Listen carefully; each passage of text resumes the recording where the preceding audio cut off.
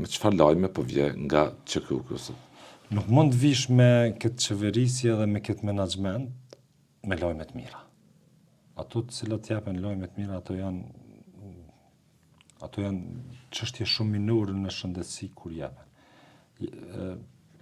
Janë lajme të përdit të këqija, mungesa të borna me pakënaqësi të shërbimeve, me pakënaqësi të kushteve të stafit, qoftë pesë ose qoftë lartë.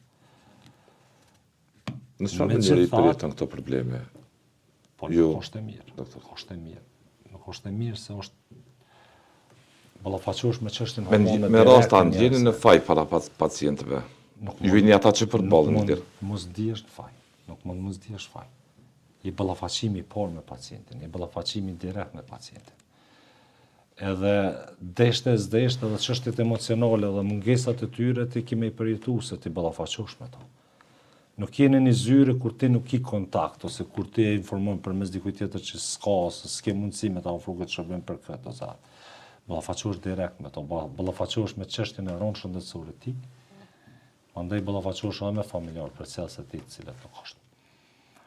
Për shembull, ke shqetësuar shumë edhe ajo tarifa për 3 euro e përcjellësve të pacientëve.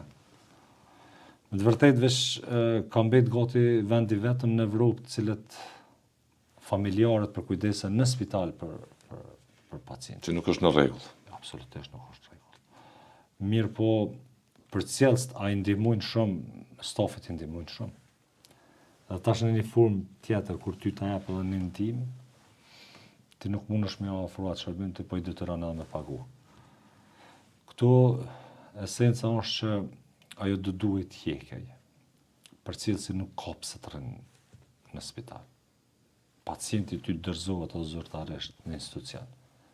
Do të jetë stafi mes bashkërisht me neve që ne të përkujdesemi. Tash këtu do të ketë politika afat shkurtë, afat mesme, afat gjata. Politika afat shkurtë ishte më merr masa, të rritet numri i stafit. Për shtretër, për pacient, varsisht ku ka më shumë nevojë.